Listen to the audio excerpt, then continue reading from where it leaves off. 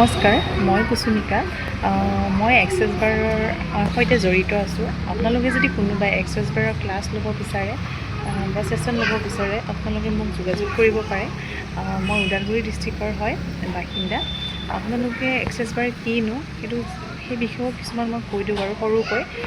Access বাৰ এনেকুৱা এটা session আপোনাৰ যিটোৱে আপোনাৰ মানুহৰ মূৰৰ যিটো 32টা পইণ্ট থাকে, 32টা পইণ্টছ, সেইটো ব্লকেজ হৈ থাকে ন, কিছুমান বন্ধ হৈ থাকে, ৰাস্তাবিলাক খোল নাখায়।